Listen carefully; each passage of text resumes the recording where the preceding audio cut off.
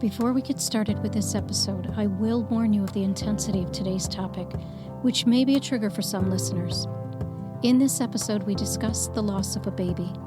We discuss miscarriage, stillborns, and the death of a child. This episode bears a great weight, yet also allows a discussion that is most often shunned and/or silenced due to how Western culture approaches death. It is our hope that those who listen come to realize that there are so many out there who may need help. There are resources and people who have been through this and who are there to offer the guidance, the space, the understanding, and the compassion to others who find themselves lost or hurting so deeply they don't know where to turn or how to move forward.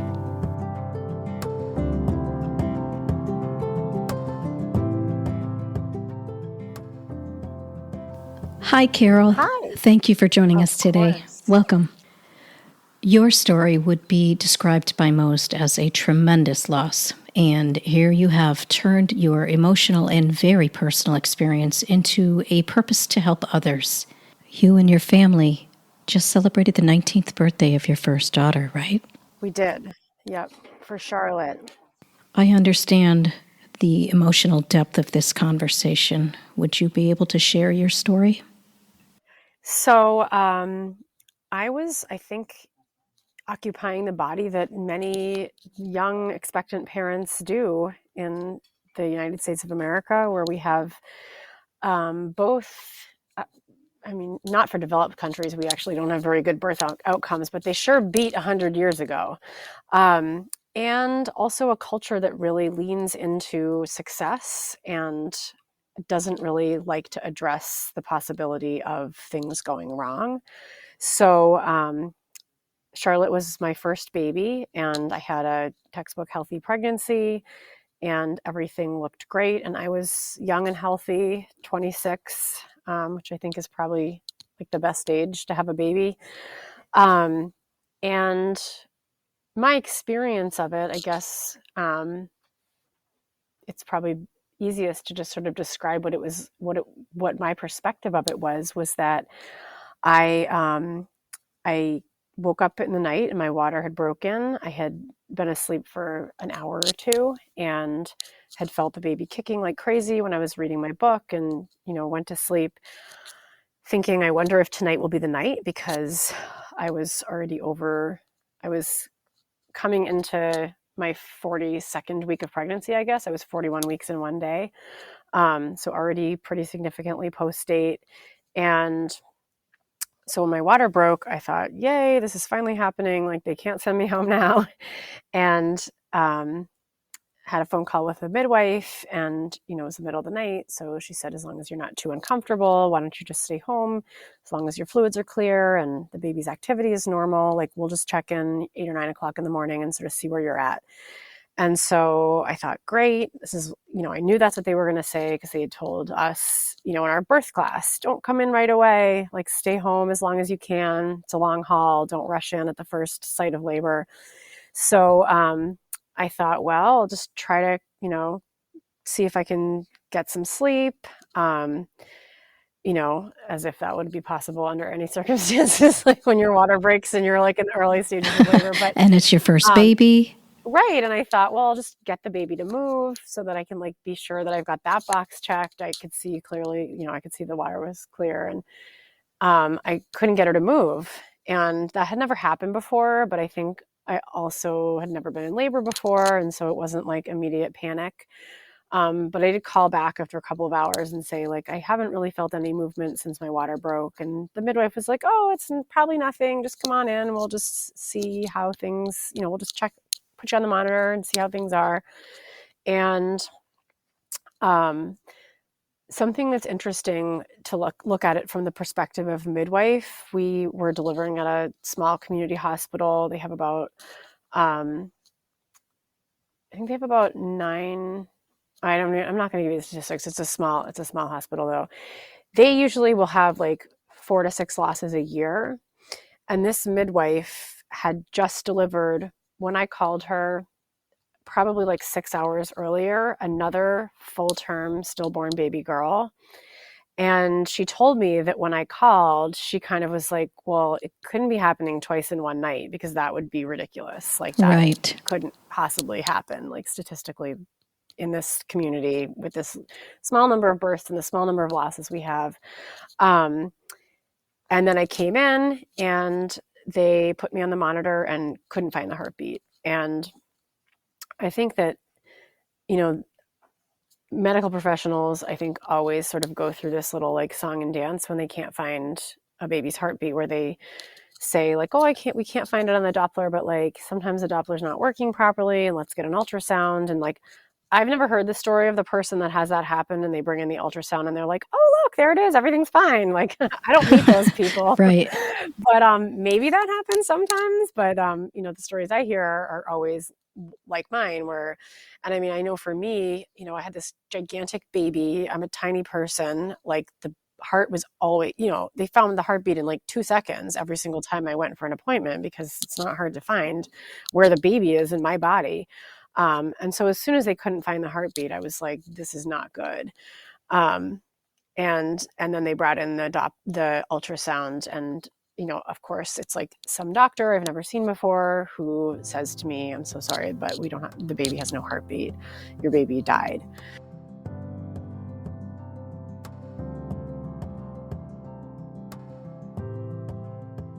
And I just remember thinking, like, how is that even possible? Like, she was just fine, like 2 hours ago. Like, how could she be dead? Like, that doesn't, like, it just didn't compute. Like, I couldn't understand literally, like, how is that possible?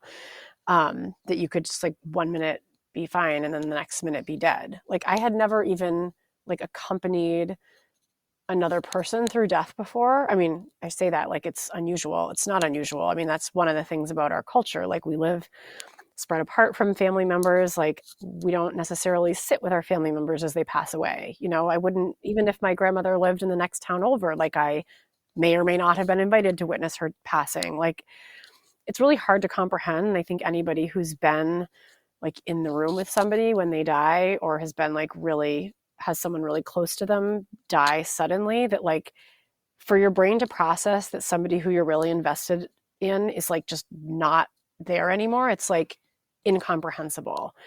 And you know, I think that for a lot of people, when they picture this situation with a baby, they kind of think, well, like, how could that be such a big deal? Because it's like just a baby, like you don't have the person in your life yet. And so like, why would that be so hard to overcome when that person's not really firmly established in your life yet? But I think what is hard to understand is first of all, the biological investment that your body has in that person. That like when you have a baby and your baby lives, you almost don't even realize how like biologically primed you are to like just pour everything into that baby. And you know, I think you can see it in, you know, I think any, you know, mother of a newborn or newborns can tell you that like no matter how much you want to not care that the baby is crying, your body cares that the baby is crying, right? And so that's just a really simple example of how your body is like totally honed in on like, you need to take care of this baby. And then the other piece of it is that, you know, you restructure your life in this society to have a baby, and you have this forward thinking, this planning that is like so far beyond, you know, it's not, I've like, it's not like, oh, like I'm so excited for this baby and I'm just imagining my life with this baby. It's different from like, you know, you or I saying like, oh, I hope one day I can like travel Europe and like I'd love to see what it's like to be in Italy. Like that's like something that you like kind of think about and you like wish it might happen. But like when you're planning for a baby, it's like planning in the same way where you're like, okay, like tomorrow morning, like I gotta get like this kid to the doctor's appointment by 9 o'clock. And you're like, you know, you're gonna do that. You're not like, well, if things go well and the house doesn't burn down, I'll take the kid to the doctor. Like it's just a plan that you have and it feels real in your brain. So I think that, you know, those two pieces both kind of dig into like why this is so hard to comprehend and why it's so hard for your brain to wrap around it. And my brain just shut down. And I can remember that the very first thing that among the first things that I said to my husband, who was there, first of all, he burst into tears and I just sat there and I was like staring at the wall and I was like, I had nothing. I just kind of went blank. And I said to him, maybe we should invite people over this summer, like for dinner parties, because everyone's going to be afraid of us. And I said, maybe we could like go to Europe this summer, like, because we're not having a baby. Like the things that I thought were like, even in the moment as I was saying them, I was thinking like, this is ridiculous. Like, why am I not crying? Like, what's wrong with me? And I think that, that's just your brain going into shock. And in that, and then I had to deliver this baby. And like many people who are in this situation, I said, can't you just give me a C-section? And they said, no, like you're already in labor. Like that doesn't bode well for future pregnancies. Like we need to just let you go through this. And in hindsight, I'm really glad that I didn't. I mean, there are providers who will give people C-sections under those circumstances because they just feel so guilty. Like they feel terrible thinking like that's the worst thing to have to go through labor and then not be able to take your baby home. But I actually find for myself, and I have heard this from many, many other people over the years, that there is this, when you give birth, it's like a very sort of fundamental human experience. And it feels like something that you're doing with and for your baby, and you don't get much. And so to have been able to do that and to like participate in that, like very it's like a universal experience of motherhood, felt like appropriate and kind of awesome in like the actual sense of the word awesome. And that's not something that I was thinking in that moment, of course. I was picturing just like, this is the most horrifying thing in the whole world, that I have to give birth to this baby and I'm never going to get to take her home. But what happened, which happens to most people, is that when she was born, she just like, before she was born, in my brain, I think I had kind of like pushed aside like the fact that she was still going to be my baby, because it felt like the whole plan, like everything, I felt like the plan was canceled, like everything that I was expecting to happen wasn't going to happen. And so I sort of lost sight of the fact that like that baby was still there. And then when she was born, she was just this like beautiful, perfect baby. And I had never had a baby before. She was my first baby. So I think there's a sense of kind of just like total like sheer amazement that every person, like mother or father, goes through when they see their first child, because it's just like so mind-blowing that you can like grow a human being inside your body. Like, that it's true. But I mean, I had 5 babies, and like even in the 5th one, like that baby came out and I was like, oh my God, it's a person. Like, how is that possible? Like, I won't tell you what I was thinking by baby number 4. Oh my God, it's just crazy. But like, it's just kind of mind blowing. And so I had like these pretty normal, like maternal feelings of just like love and like amazement. And just like, I wanted to hold her and I wanted to just be with her. And, many people who are listening may have no sense of like, what happens when that happens. And I was surprised when I was in labor. A social worker came and sat down with me and said, when your baby's born, we hope that you'll spend as much time with her as you want to, and you can invite your family to come in and meet her, and you can take pictures. And I remember almost feeling badly for her. I thought, like, this woman is so nice and her ideas are ridiculous and I don't want to do any of them. I just thought, like, why would I want to do those things? Like, I just want to get out of here. Why would I want my family to come and meet my dead baby? And then after Charlotte was born, like, she just was my baby. And I was so glad that I had been given that opportunity. And I did invite my family to come and see her, and I did take pictures of her, and all of those things were actually the things that I feel like were my tools for surviving this experience. Was that, I mean, I don't have any idea how my brain would have handled the grief process that I went through if I didn't have like the the foundation of my relationship with her be something tangible, if that makes sense. It does. Before your child's born, every aspect of them is just like theoretical. And also, most people have a point of reference for understanding that when someone you love dies, the grief process is kind of wrapped up in like, how do I continue that relationship? Like, what has this person meant to me? What do I remember of our time together? Often we will have like physical objects, right? You might like have a person's sweater, or they're, something they gave you for Christmas one year that like takes on new meaning because they are no longer alive.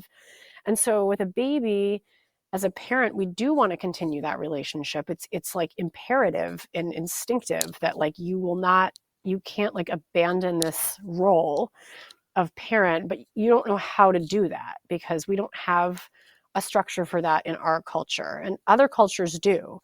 And I think that that's really telling in terms of just how human the experience is. Other cultures have ceremony and ritual around like, how do you represent the children that you gave birth to that are no longer living? And that might be included in the language that you use when someone asks you how many children you have, or some people have like objects that they will use during like family ceremonies that like acknowledge children who are no longer living. And we don't have that. And so it means that we really have to like build a relationship in our imagination of sort of who our child is. But when we have the physical experience with them, it allows us to like engage in parenting behaviors and like have a physical relationship with our child, that then we can kind of fall back on those experiences in our memory as like something to treasure and something to hold on to. And for people that I know, and there are hundreds, who have had like meaningful and well-guided experiences with their infants around the time of death or after death, those periods of time are not typically like traumatic in their memory.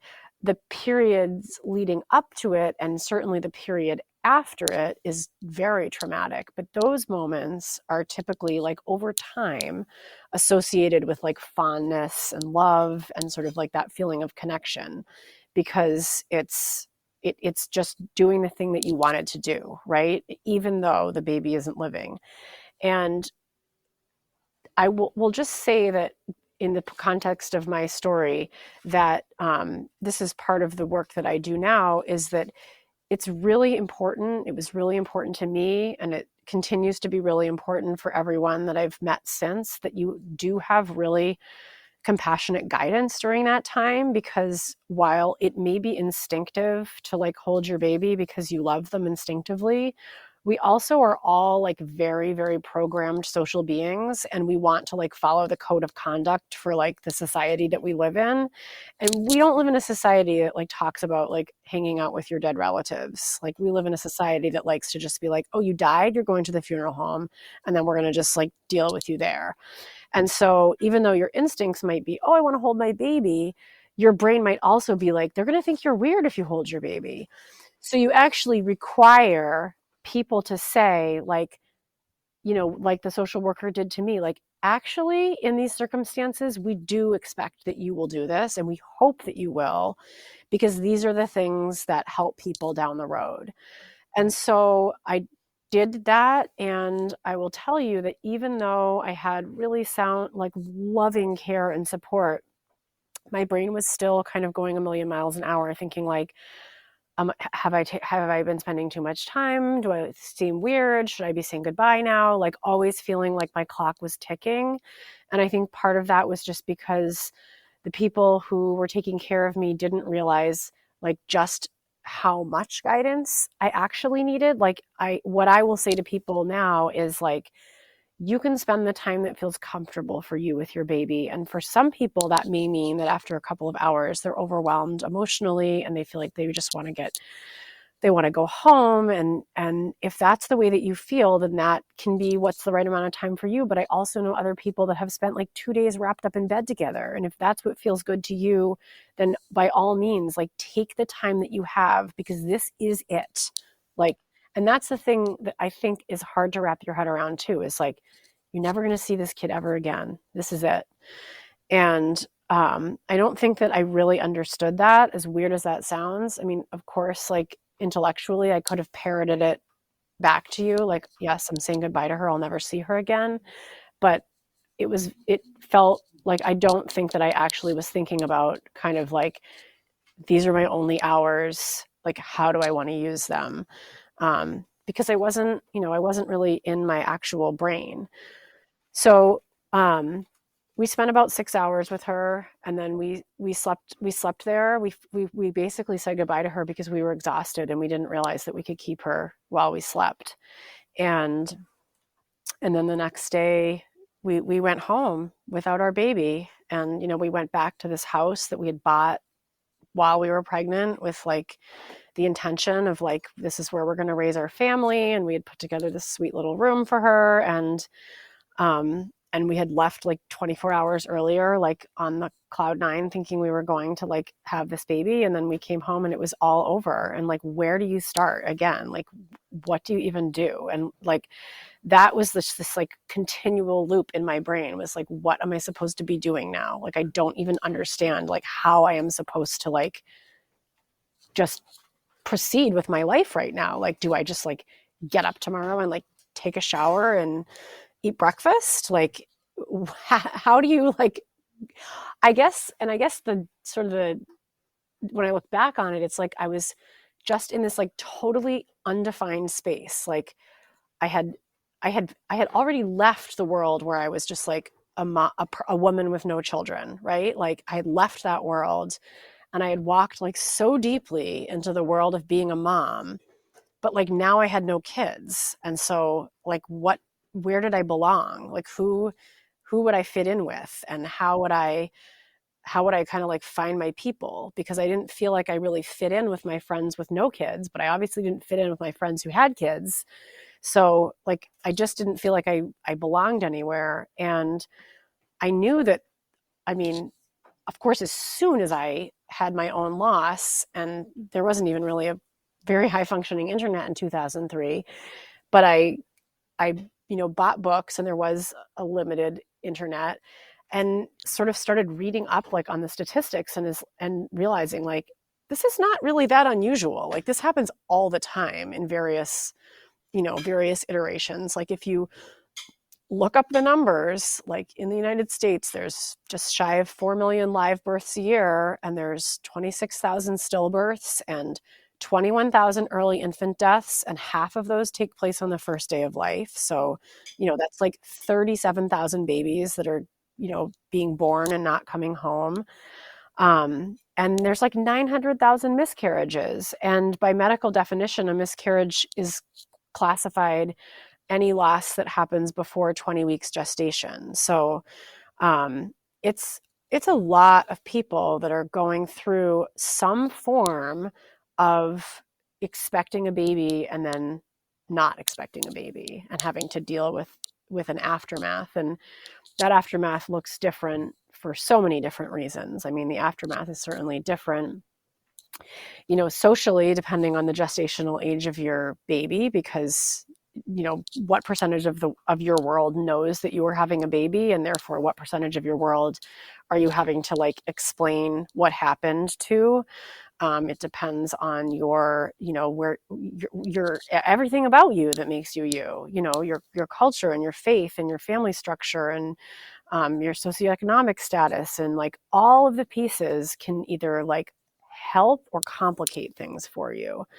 But what's true across all of those things is that most people who live in the United States are pretty illiterate when it comes to grief, and don't really know how to hold space for people in their loss, and don't really know how to just sit with pain. And I mean, I always feel like everyone can latch onto a point of reference for this, that like, when someone dies, I mean, you can be as basic as like, look at our system for leave. Like if your like husband, mother, or child dies, you might get like 3 or 4 days. That isn't even enough time to like have a funeral. I mean, like we do not accommodate for that. And we just have such strong messaging of like, overcoming things that are hard, and overcoming always means like leaving them in your past. And also just the idea that being happy and being sad are two like opposite poles that can't happen at the same time. So that in order to be happy, you must abandon something that makes you sad, right? So that's messaging that like we all come into our grief with. It's like, this is a time limited experience that I'm supposed to somehow conquer this thing, right? And the idea of conquering the loss of a person who you anticipated that you would have in your life for the rest of your life, and also who you are like biologically programmed to care about above and beyond your own needs, it's like impossible to wrap your head around that reality and where to begin. And so what happened for me was that I had my closest childhood friend had moved to Georgia, and her neighbor had lost her first daughter 4 years before that. And so my childhood friend, who was one of my best support people, she called me every day and said, "What's today like for you?" And just let me talk. And she said, "I'm going to have my friend Carrie call you. And you don't have to say anything. You don't have to talk to her if you don't want to. But I think it would really help you to talk to her because she actually understands what this is like."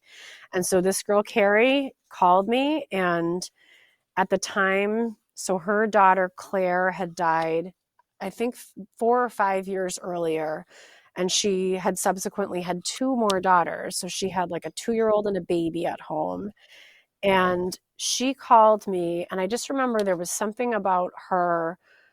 She had such visceral memories of the experience of losing Claire and how it felt to be in that body of a postpartum mother with no baby in her arms, and just that like overwhelming grief and that overwhelming sense of isolation, and nobody understands like how terrible I feel, and like how am I ever going to make it through the next hour, let alone the rest of my life. But yet like now she's like kind of like making peanut butter sandwiches and like getting her kids into bed at night, and she's doing those things at the same time. Like I was watching in real time somebody who both absolutely was still deeply attached to and loved so much and mourned so deeply for this baby that she had lost, and also was just like in the thick of parenting living children and being, a moderately functional human being.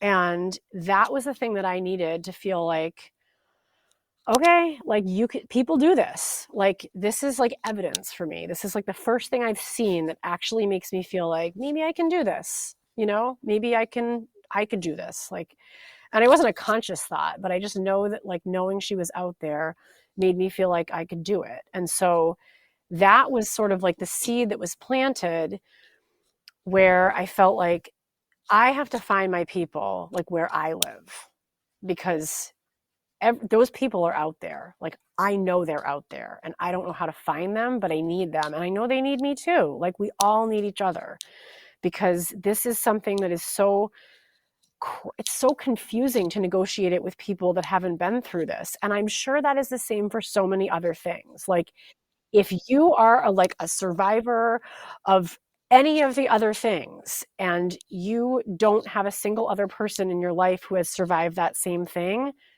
there's a level of isolation that you can't overcome. And maybe it only takes one person who says like, "Yes, I have been there and I see you," to just like make everything feel a little bit easier. And I just wanted to bring that to this area because I knew that there are people all over, Western Massachusetts that have experienced this.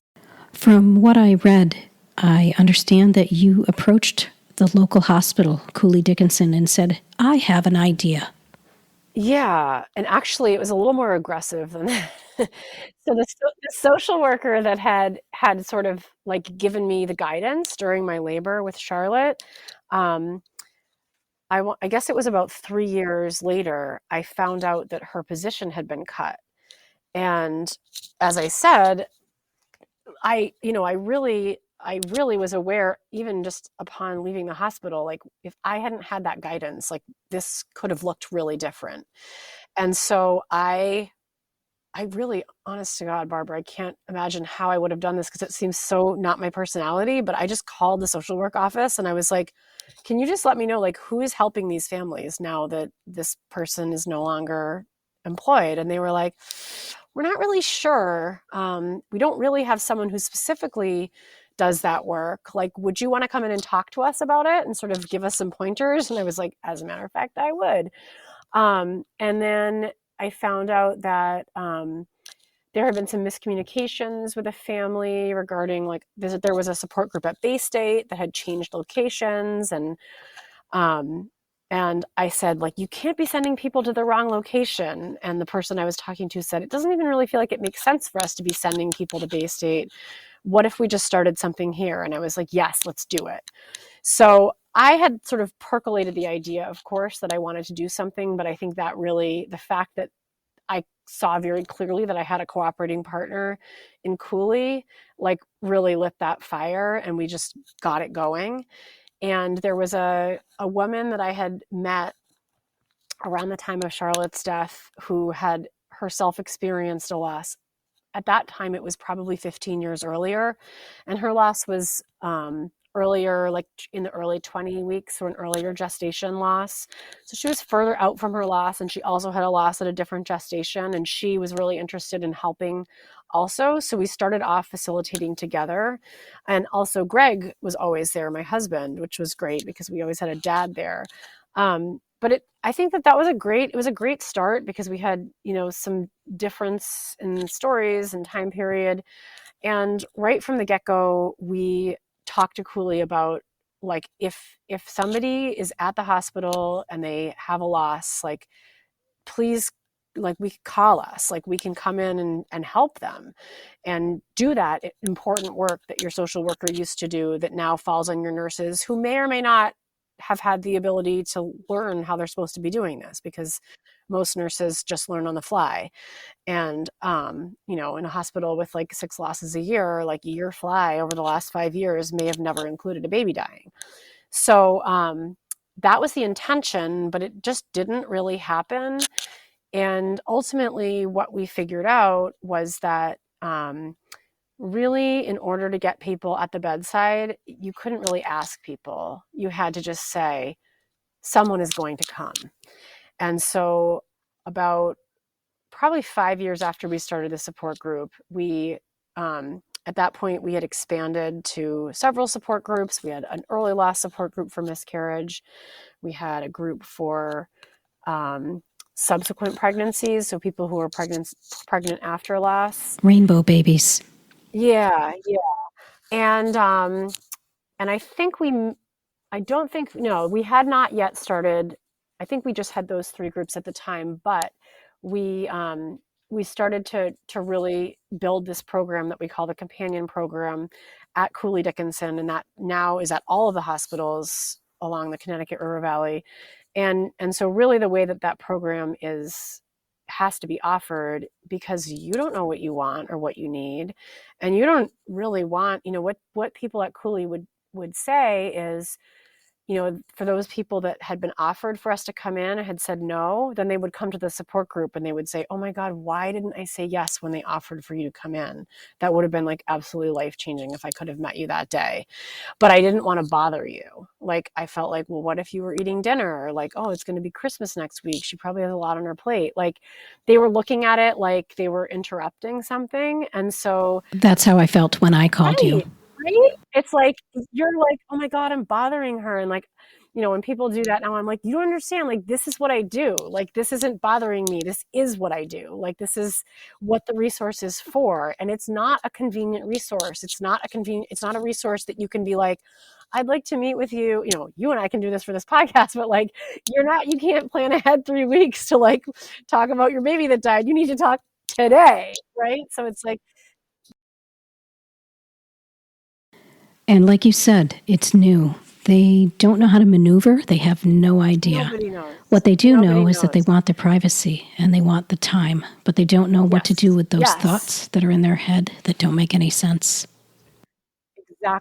Exactly. And so now what we ask the nurses to do, and some of them are very compliant and some of them forget that this is how they need to do it, but is to say like, this is what we do when a baby dies here. Somebody from Empty Arms will come in and they will talk to you.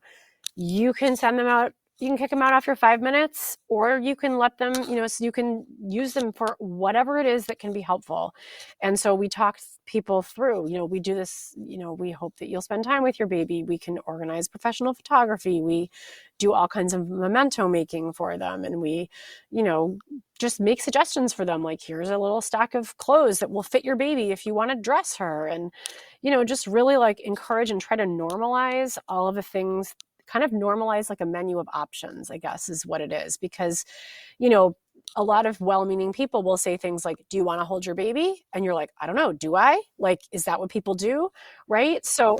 Right. And the part that they're not saying are those thoughts that people have that are so dark or would be perceived by someone other than them of how could you even think like that? That's right. There's so much guilt and so many thoughts that you can't admit that you're actually having these thoughts in your head, because what kind of person would you be if it was actually verbalized? Right. And people who haven't been through that have no clue. They just don't understand that there is also that component.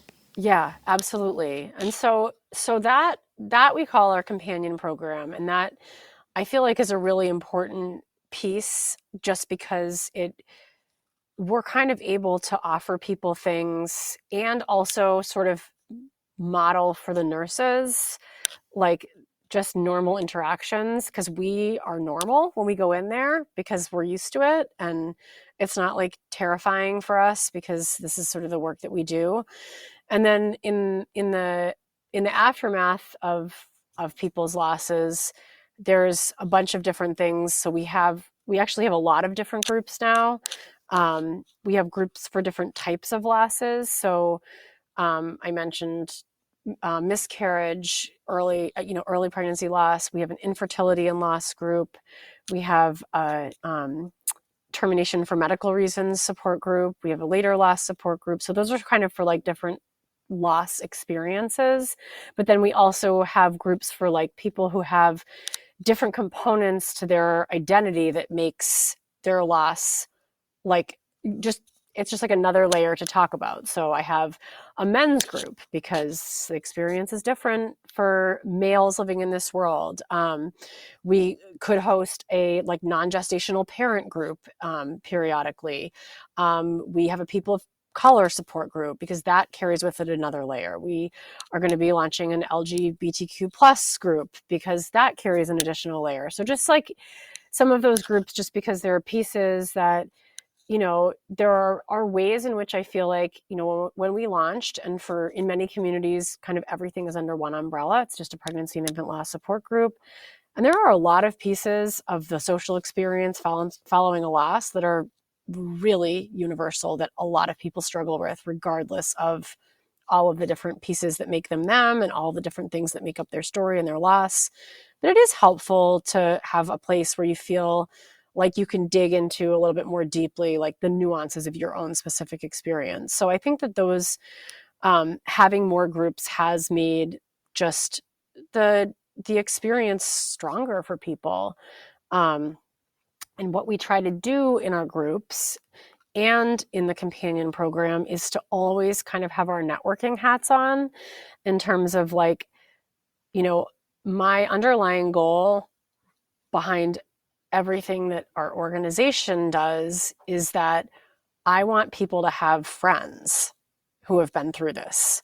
And so that friend is like, normally you like make friends with someone because like you both like to, do something together, or like you meet because you're, at the library and you both have a 2-year-old or whatever, you have like something in common. I mean, people of like such different people will like bond with each other because they have this really powerful universal experience, and it's a really powerful base of a friendship, and I want people to have that. And so we do, for example, a contact list for everyone at the end of a meeting that people can opt into, and most people do, where their contact information is shared with other group members.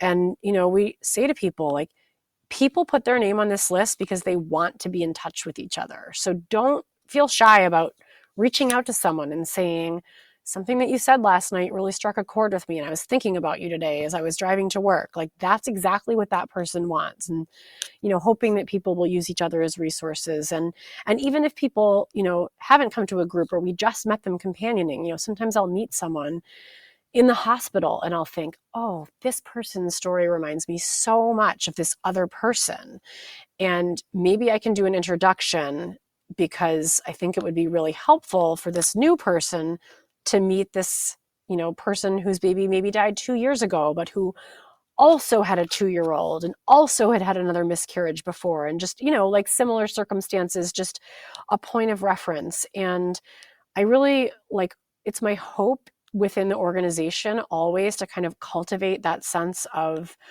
just like kind of for people who are interested, and not everyone is. I mean, some people come and get what they need and then they move on, and that's a perfectly fine way to use the organization. But there is another set of people who come and they get what they need, and then they feel like this passion for like, I can give this to somebody else, and that's a way that I can sort of continue to unfold my child's purpose in the world, that I can become a support for someone else. And I mean, when you support someone else by just sharing your story and being present for them, like, that is such an incredible way to heal.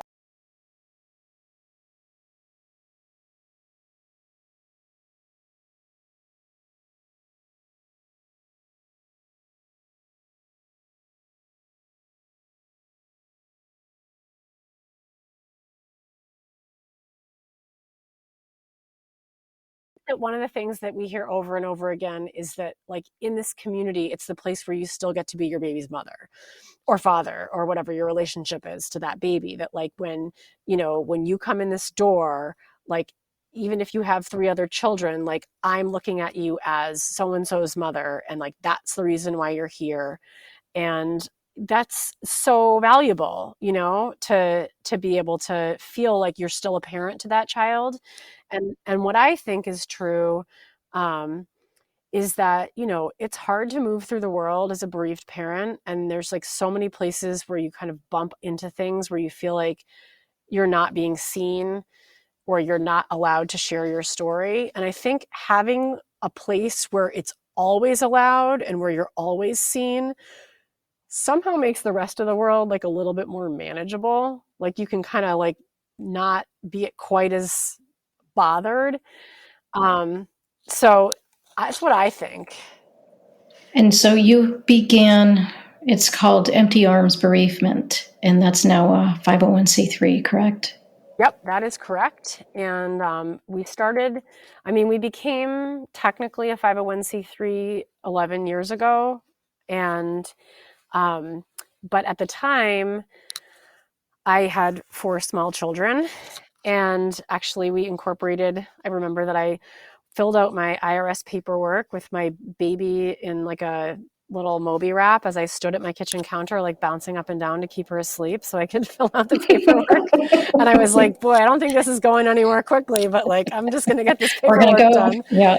So, I never had any babysitters or anything, any childcare. I was home with my kids, and actually had a couple of other kids that I took care of. And then when the other kids that I took care of were all the age of my oldest son. So then finally, when everybody was in kindergarten, then I was able to really lean into this and really think about kind of like, how do we really stabilize this? So that was 6 years ago. And I mean, the work of stabilizing it is eternal and forever, because we're never going to stop looking at people and their stories and their needs, and kind of creatively trying to figure out like how how do we keep this conversation going? Because, as we meet their needs, I think we have this increasing awareness of like, okay, well, we're meeting these people's needs, but then, what about the people that don't want to come to a support group? Like, what are some things that we could do to try to meet their needs? And then it brings up like, well, what's happening in the hospitals, and like, what are some different things that we could be doing in the hospitals? And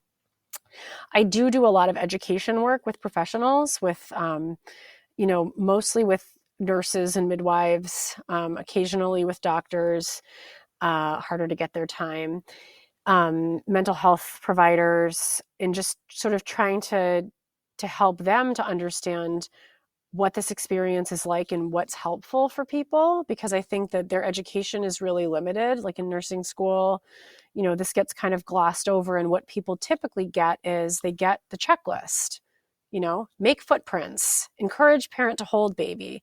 But what they're not really doing is thinking about like, well, why am I doing that? Like, what's the purpose of doing that? This instinct, I think we have like something in the culture that we live in gives us this like false impression that like, if you can just move through something quickly, it will be easier, right? Like, just get me through this as fast as I can. And what you don't realize when it's happening to you is that, like, in some ways that's like the worst thing that you can do, because your brain isn't going to like resolve it any faster, but then you have less to work with, right? You have less to work with in terms of that idea that we have these like imperative bonds with our child that like are not negotiable to our brains, and that we almost have to figure something out for ourselves in terms of like, what do I do with this?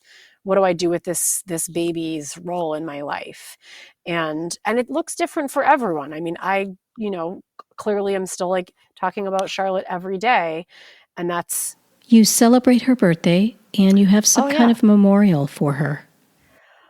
We have a little garden that's so there's a little path along the Mill River that we had walked on.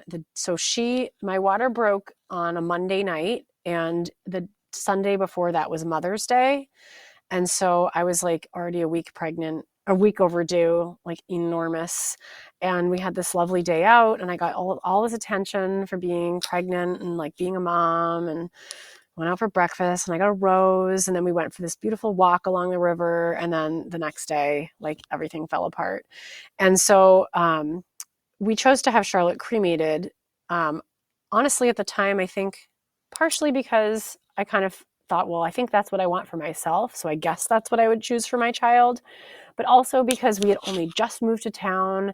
I didn't know how long, like I didn't know what our life was gonna, we were both at like the beginnings of our like working lives. We were young, and I thought like, well, what if I bury her here and then we move? Like, I couldn't bear that thought. So we had her cremated, but then I started to feel like really bummed out that I didn't have anywhere to go to like feel close to her. Like I was almost longing for like a grave, and the idea that I could like go somewhere and put flowers and sort of feel close to her. So I have no idea how we thought this idea up, because I was in this totally altered mental state at the time. But a couple months after she died, we decided that we would walk along the path, and we would find like the perfect spot that was like somewhere along the path, so that we would put a little stone, like a little marker, and like make a little garden. And so we did. And we put it there in 2003, and the original stone was there until 2021, and then it disappeared, which was totally alarming and so funny, because when I first wanted to put the stone there, my husband did not want to do it because he was so worried that someone would take it. And I was like, why would someone want it? Like, who would take something like that? And no one did. And then it disappeared. And so we took that as an opportunity, and we carved up a new one, and we, every year on her birthday, it's like our tradition on her birthday is that we go there with all the kids, and we plant some shade loving flowers, and we like keep up, there's like some hosta and stuff that grows, the perennial, and stays there, and we clear off the stones, and we can see that other people visit, that they'll be like sea glass and like a pretty rock, like people will leave things there. And I actually just was tagged yesterday that somebody who I don't know in the community like posted on their Facebook, I found a secret garden. And then all these people who knew about the garden posted on it, some of them saying like, I know this garden, this is Charlotte's garden, I know her parents. Other people saying, oh, I stopped there too, I love it. And then the person said, oh, this sounds really personal. Maybe I shouldn't have posted this. And then somebody else said, no, I think that's exactly the point. And then, it was like 18 comments deep by the time someone tagged me and I was able to go in and say like, I love this post. It totally made my day. Because it does. I mean, I feel like, there is an aspect of parenting, I think, like for anyone who's lost a child of any age, that like your brain doesn't forget ever like the age that your child would be and like what they would be doing. Like you just know it. It doesn't mean that you're like sad about it. Like when I think about like, oh, Charlotte would be 19, she would have just finished her first year of college. Like that doesn't make me want to burst into tears. Like I'm very used to the fact that like she is not 19 and coming home from college. Like I've had 19 years to like wrap my head around the reality that she isn't here. So it's not like, sometimes I think I can picture people being like, oh man, like, look, she's still wallowing in the grief. Like, it's really different. It's not wallowing in the grief. It's just like living the reality that like I did have a baby who like would have been 19. And because she died, everything in my life changed. Like I had another baby 11 months later. I mean, I would never have had another baby 11 months later if she had lived. That baby, he would not exist.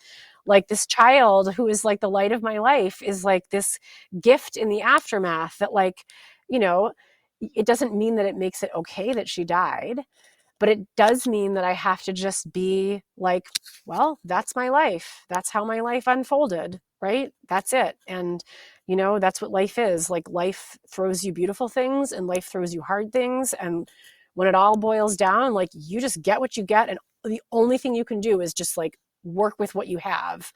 And right. And I think that such monumental things in a person's life, people like you, it changes not just your life, but it creates something for someone else to go to. Because it's if Charlotte hadn't have passed, maybe this program wouldn't have helped all the hundreds of women and families that you have helped since. Right. And it wasn't a positive, but you turned it into something that you saw lacking and brought to the world that you didn't have. And so Charlotte served a beautiful cause in a most tragic way. And you see this all over the place. I mean, you see this, all over the place. You see that, people's, the people who are involved in like, the legislation around gun rights or people whose kids were killed in school shootings. And like, exactly. And that is what I feel like there is this, you could almost like roll your eyes at it, but like, it's not, it's real. And it's twofold. It's like for you personally, as that person doing that work, you are like giving your child's life meaning. And that feels so, in the same way that like we want our living children to grow up to be like, strong, capable, beloved human beings in this world. Like if your child dies, you want to somehow like perpetuate their purpose for them. And you would like to imagine that that purpose is, then benefiting someone else down the road, and that you're maybe somehow like sparing somebody else. My work is not protecting other people's babies from dying. That could be a place that we decide to go at some point or to cooperate with other people on. But my work can be and will always be to try to change the experience of living in that aftermath for people, just one person at a time, which doesn't sound very big, but I think it does have a big impact because, now, like if you live in Northampton and your baby dies, like somebody right away is going to tell you like, oh, you should call Empty Arms because they've heard of it and it exists. And the fact that there's a thing that exists that is for the thing that is hard for you right now means that the thing that is hard for you is like a legitimate thing, right? Right.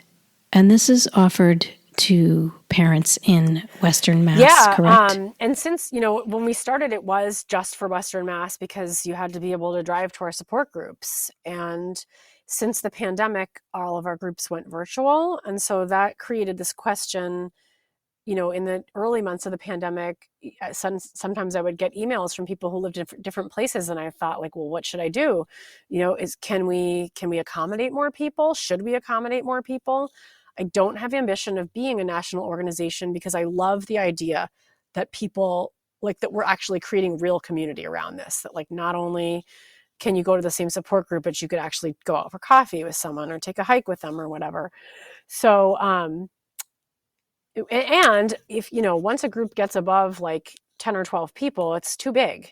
But what we've found right now is that it seems like we're keeping our groups open to people in Massachusetts. And it seems like, given the other resources that are available for people in other parts of the state, that it's not overwhelming us. But we have a pretty unique style of running groups that I think appeals to some people. They just like the group and they want to come. And I feel like it's working right now to offer it across state, and maybe would evolve one day into there being kind of like a central Mass hub and an Eastern Mass hub, and then we're the Western Mass hub. I don't know. We'll see. I never feel really anxious about like growing and changing, except for in like a really responsive way to just like what's right in front of us and what our needs are. Right now, we're still really working on Western Mass and kind of how to get this thing as good as it can be, serving as many people as we possibly can. And the one place where we've strayed beyond that is our termination for medical reasons support group. Is actually we're offering on a national level because there just really isn't support for people, and it's like such a heart-wrenching experience. They really, really need support, and we just decided that we did not want to close our doors to anyone. So that group sometimes splits into two groups because it's so big, and that's fine. And we're going to continue to build that resource, I think, on a national level, just because we feel really passionate about making it be available to whoever needs it. And there are other resources. If somebody calls and says, I live in Kansas and I had a stillbirth, I've got a list of places in Kansas and national support groups I can refer them to. So, if I can't include somebody in one of my other groups, I have other places to refer them to. So that's kind of why we've made that distinction. So when people wish to look you up, your website is emptyarmsbereavement.org, correct? Yes. And I'll put that link in the show notes as well, so people know. And your physical address, is that the 140 Pine Street? Yes. Is that where you're at? Yep, okay. That is. And then I know you have a very active Facebook page. You got like 1.6 thousand people following you right now. And that would be also, that's Empty Arms Bereavement Support. I believe so. I feel like it's not super active. We're not. It feels always like the bottom of the list. I'm like, oh my God, Facebook! I forgot we even had a page. But yes, no, you do, and you have quite a few. You have quite a few followers. So, so I will again link your social media link as well, and that they can go to your website and find that information out as well, right? Yeah. And one of the things that I want to say is that, like, for people needing support, I talked about the way that we do the companion program, but if you go to our website, you'll see that, like, all you have to do is just, like, we have a phone number, and all you have to do is just text the word support, because we want to, like, take away that awkward conversation, because that's the hardest part, is like, how do you ask for help? How do you say, like, you don't know what you need? How do you say, like, help, my baby died, or like, help, my son's baby just died? Like, I don't know where to start. So you just say support, right? And it's like, what do you need? I don't know, right? So then we can reach out to you and say, I am so sorry that you're dealing with this. Here are some of the ways that we might be able to support you. Like, does any of that sound like it might work for you right now? And what is that phone number? Good question. It is 413. Is it on your website? It is on the website. It's 413-570-0811.